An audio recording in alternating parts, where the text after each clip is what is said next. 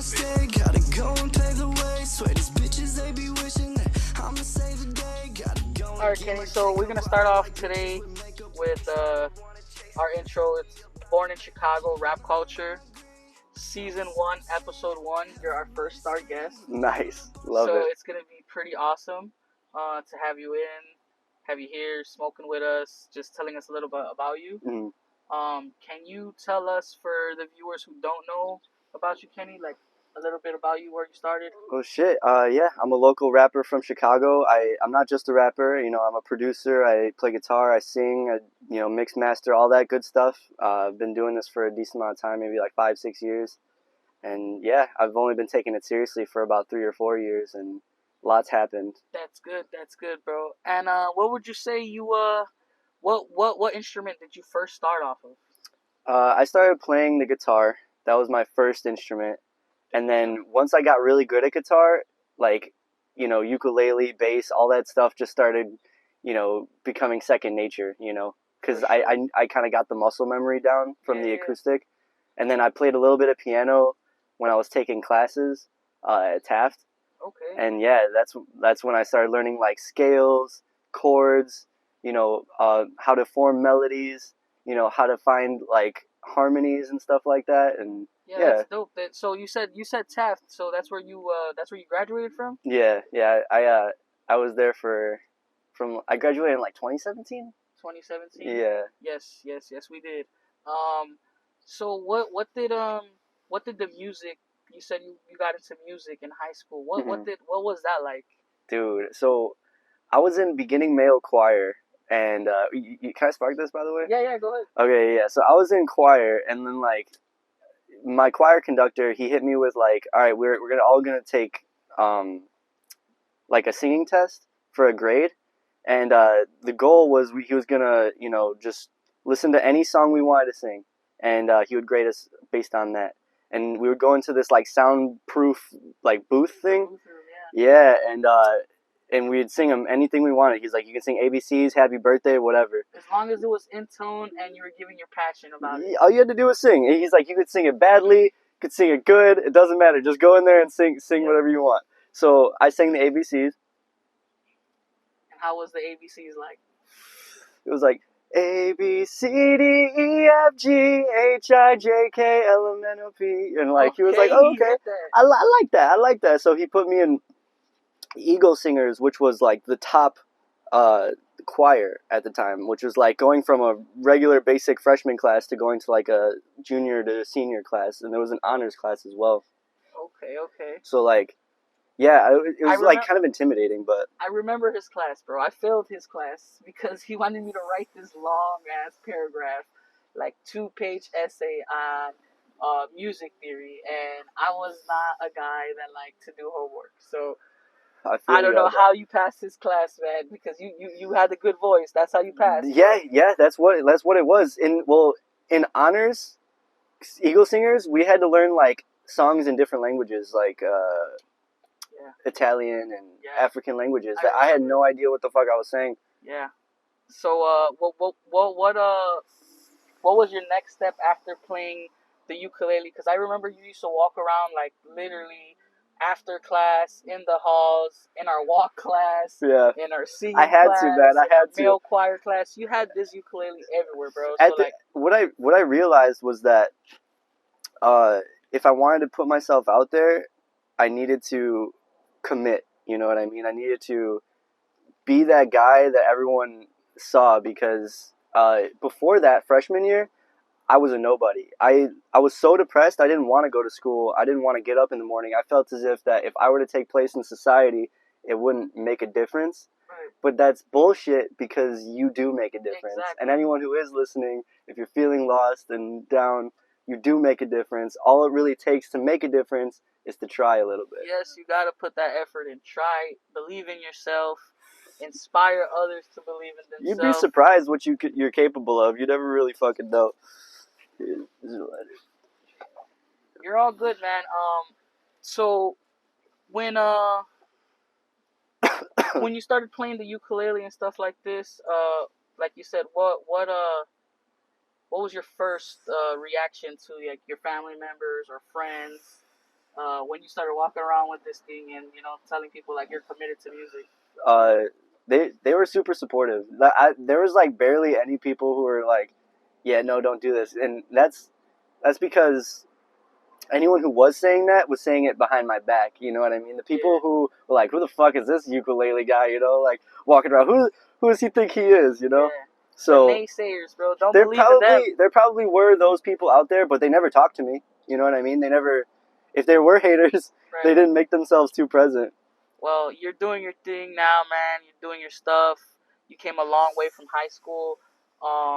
What would you say to the fans out there, like for them to look you up? What's your Instagram? What's your YouTube? What is your artist name? Tell them a little bit about that. So my artist name is PK. It's my initials, Patrick Kenny. And if you want to find me on any social media, it's Patrick Ian Kenny. It's my full name. It's a bit of a mouthful, but you know what? I figured it's the only Patrick Ian Kenny out there. There's other Patrick Kennys out there, but I'm the only Patrick Ian Kenny. You know what I mean? Yes. So I'm trying to get that one thing that like separates me from everybody else. And then maybe when I do get that platform, I can be the only PK, in the game. But realistically, it's like just the two letters, super simple, like YG or TI, just PK. PK, I like it. So in PK, what would you say? What's your best YouTube video or music that you have out now, where the fans can go check out some of your best work? What would you say that is? So my best music video, I only have one really good music video out. It's Living Dead. So type in PK Living Dead. You should find it on YouTube. If not, type in Patrick Ian Kenny and you'll find my YouTube page. But yeah, Living Dead is my video that I worked really hard on. We took a long time to make it, but that's only because the dude who was editing it took a fuck ton of time. And that's no problem because I understand people have lives, they're busy, they're working their jobs and shit. For sure. Grown man shit. Yes.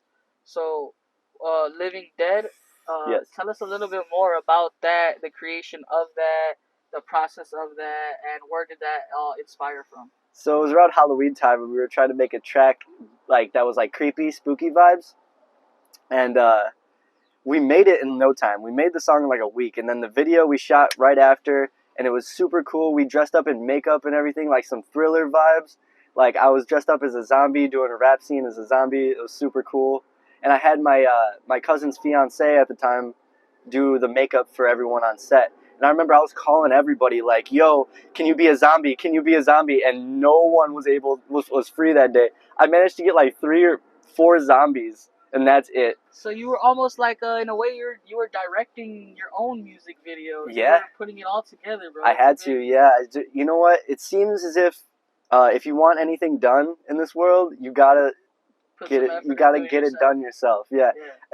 I would be a liar if I said I got everything done myself, because you need a team in order to be successful. You need to have a team of people working on shit with you in order to get to a common ground, to a goal that you guys are all working towards.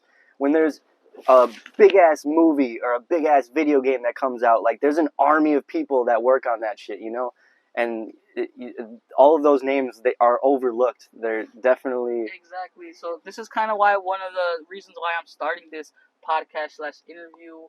We're pulling up to different people in their neighborhoods and where they were born at, and we're trying to focus the frame on like up and coming artists, because a lot of the artists, like you said, they do things on their own, and those are the ones that are really working hard. And like I see that now, I can't be the one to do everything, and I can't do Right. You need a team, so that's why I'm building this brand, and we're building this stuff with a team, and with my business partner over there. He's very intelligent, so beautiful. I think building a great team, having a great team around you is very crucial. For sure. How important do you say it is to be consistent?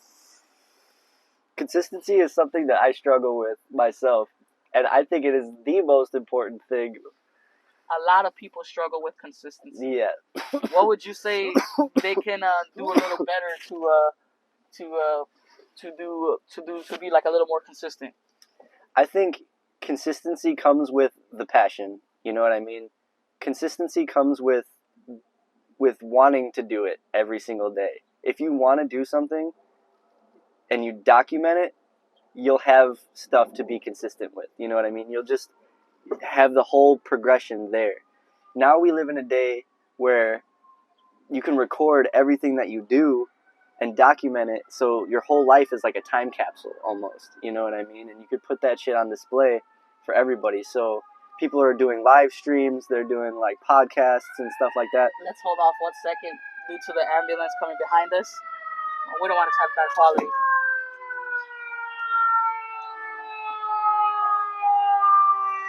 Sorry to cut you off there, bro. No biggie.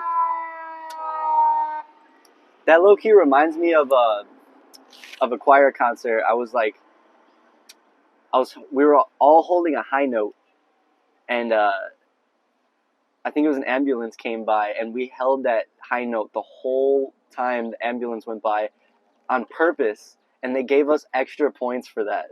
So we got a perfect score for city and state competition, and got to go to Disney World for a city for like a national competition, which was actually insane. We took 3rd place in the whole nation. Third place for a choir, yeah. That's dope, man. I actually was a part of the choir, the male choir. So yeah, I think that's how I met you, yeah, right? bro, we were in choir. That's fucking crazy. Classes together. That's wild. I don't normally tell a lot of people I was in male choir, but I was the high tenor. You know what I mean? I also played the sax. Cool. So you know what I mean? There was playing a little Darth Vader song, stuff like that. But for the people who don't know, were you ever an Eagle Eye?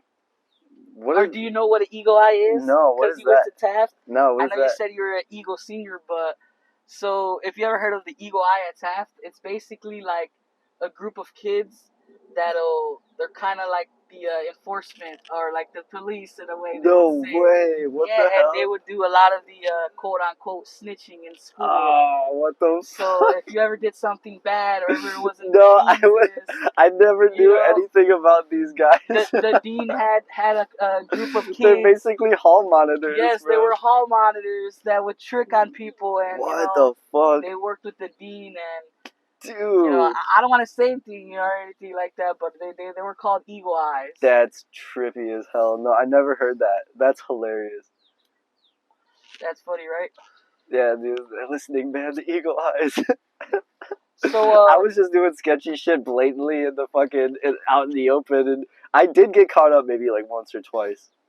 But never got expelled, thank God. Because, I would have never got to do that Disney World thing, and that was a huge moment for me because I realized that my voice could be meant for something more. You know what I mean? Actually have a voice. Yeah, and actually have a voice. Yeah.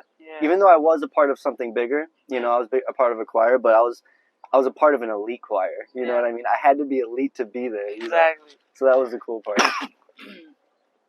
So coming after, like, what would you say, like, graduating high school is like? Doing all these things, you know what I mean? Like, what's that like? That's a crazy thing because, like, it's funny. They say that, all your friends will disappear after high school and stuff like that, and it's so true. Like, it is. It's like everyone you know in high school is all just temporary. It's all just like you're all just there because you kind of have to be, and you realize that. But then, like, there are some really cool people out there. You just got to reach out to them. You know. And it's always like a phone call away, or even with good friends.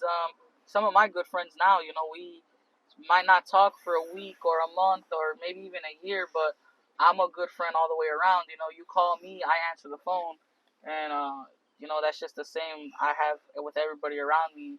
They're the same way. I call them, they answer the phone, whether it be I haven't talked to them in a month or a year. Right. They're still my friends. They know we're pick up friends. right where you left off, kind of shit. Because people, like you said, are adults and they have lives going on. Exactly. So what would you say like adulthood is looking like for Kenny? It's unconventional. I mean, I'm working as a server. I'm just doing. I'm just working a normal ass job. You know what I mean? And it just feels like that's what people don't want. And I don't want that for myself, but like this is why I'm building the foundation that I'm doing for that right now. Like I got I got my brand. I got Balanced is my apparel.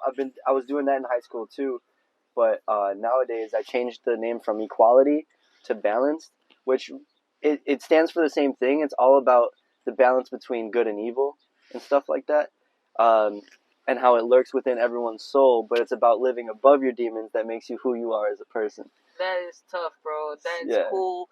Talk more about that brand. Like when did you start doing that, and where's your vision Oh with man, that? Like what was that like? entrepreneurship, man. I was just like, shout out to Miss Sakuro. I was like fascinated by business. I wanted to make a profit, and I was just selling to students in the hallways, like, hey, like, would you buy this? And I would show them a drawing of something I made, and then like they'd be like, yeah, I'd rock that. I'd rock that. Some people were.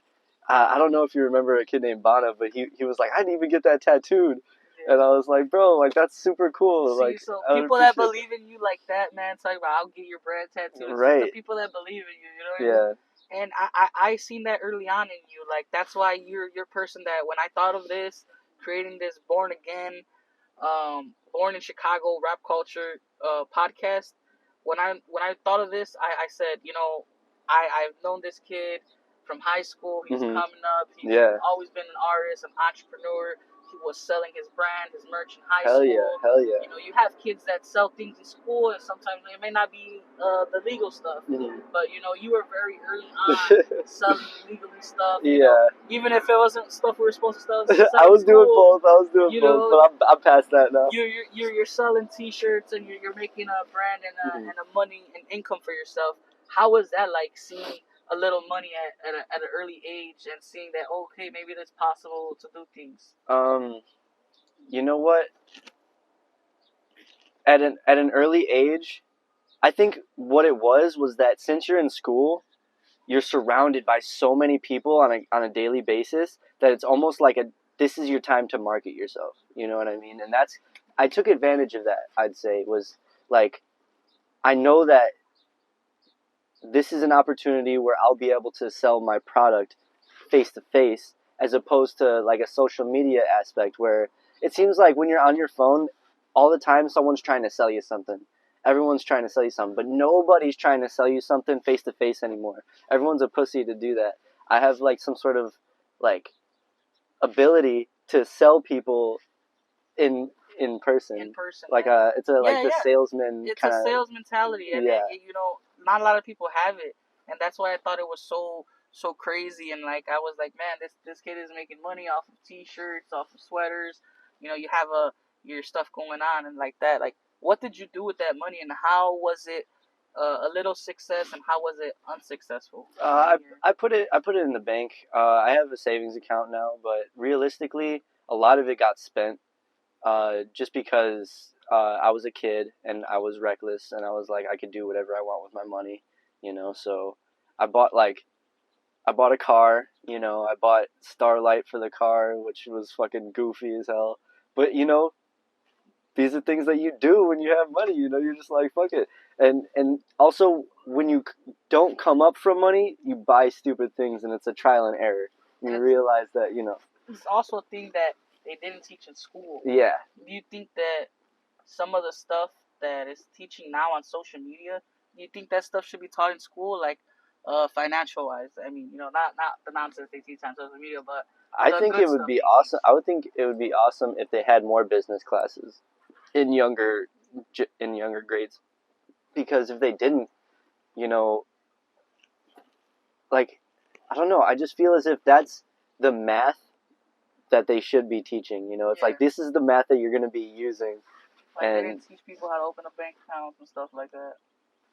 Going into high school, you should be teaching the young adults on how to help their finance. Facts. There should be a finances class. Let's start that. So what's up, Kenny? How would you say rap is going up until now, 2024? What is rap looking like for your near future? Shit, I'm actually on the borderline of like bending genres. because I'm looking more towards indie alternative and making an album like that, and doing rap in between, like dropping singles. You know what I mean? Okay. So like, I want my next project is gonna be live instruments. It's gonna be a lot of guitars, a lot of drums, and singing, and like, I'm gonna try and make a band out of it. You know what I mean? But that is a dream, right? That's my next project, and then I have a bunch of unreleased rap songs that are gonna be, coming out just like that, and I'm excited for those.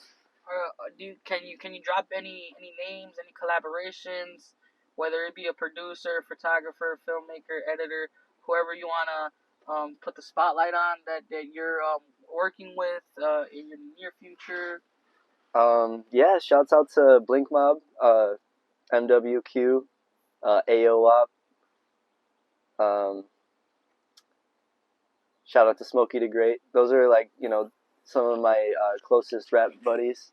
I be mixing some of their songs, actually. I'd be recording with them, and So that's always fun, getting on their songs. Oh, I'm probably gonna be on MWQ's album, and that's one of my like favorite verses I've ever recorded, but it's unreleased right now. I don't know what he's doing with it. so who well, my next question is gonna be, you working with all these people and doing all these drops. Is there gonna be anything dropping in this year?